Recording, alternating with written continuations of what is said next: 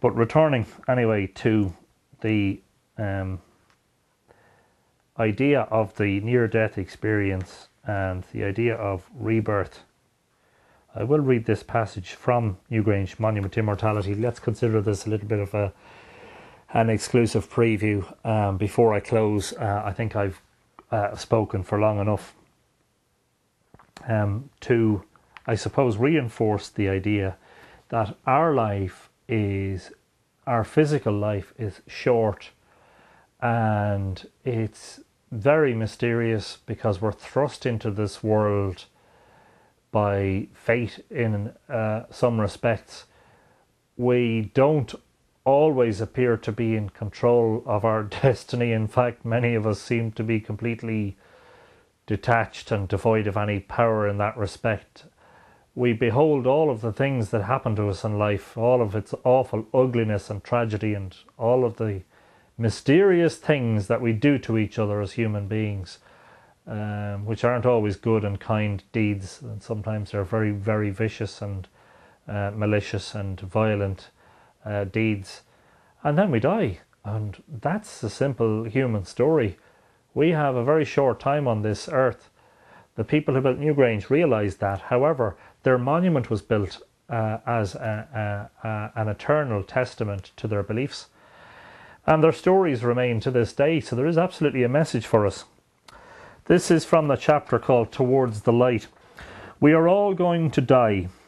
Every one of us, without exception, will perish from this world and pass to the great beyond, whatever or wherever that may be. Corporeal death is one of the great certainties of life, and there is not one among our number who can outwit it or who can outlast it. In the words of poet James Shirley, there is no armour against fate. Someday our time will come. We will take our last breath of air on this beautiful planet, and then we will succumb to death the leveller.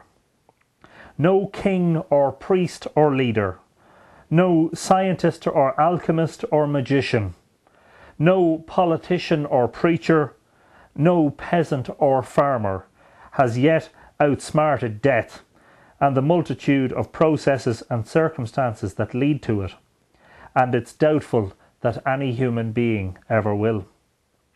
It is as sure to happen to us as being born. It is the great inescapable reality that we cannot run from, and in the fullness of time, every single human who now walks on this earth will be gone. At some juncture in the future, hopefully a long time from now, these printed words might be read by a person yet to be born, and they will wonder what it was like to live in Anthony Murphy's time. This is what happens to us when we visit Newgrange and look at its carvings and its giant stones and behold its great mass looming over the valley of the Boyne. We wonder what it might have been like to live in their time.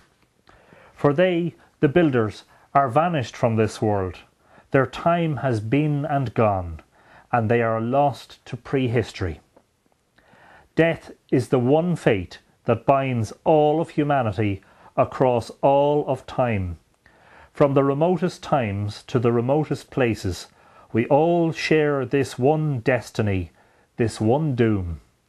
We are locked into a binding and irreversible contract with life, a treaty that insists upon death for every last one of us, with no exception.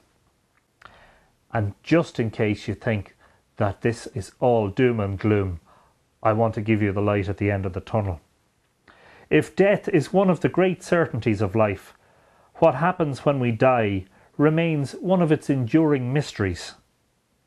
In this enlightened age of science, which apparently has an explanation for everything, even science itself cannot decide what happens to us on the other side, if anything at all. It is this uncertainty, in part, that creates the intense mourning we feel for someone who has passed on.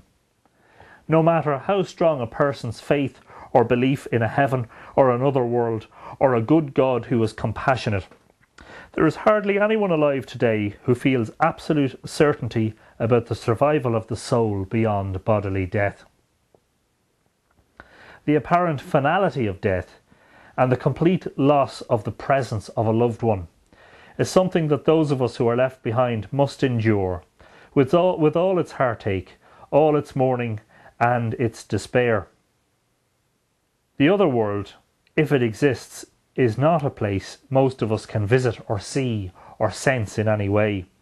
This makes it unfathomable to the conscious mind, something beyond what we have experienced in this life, and therefore we create a virtual heaven of our own liking. In ancient Ireland, the other world was known by various names, many of which are connected with the idea of eternal life. And the hope, of course, is that, in this exploration of Newgrange, is that there was a realization in prehistory, as much as there is a realization in many parts of the world today, that the soul of the deceased does indeed survive physical death, to venture into this magical and mythical and heavenly otherworld realm. And that is the hope that we have at the end of all this.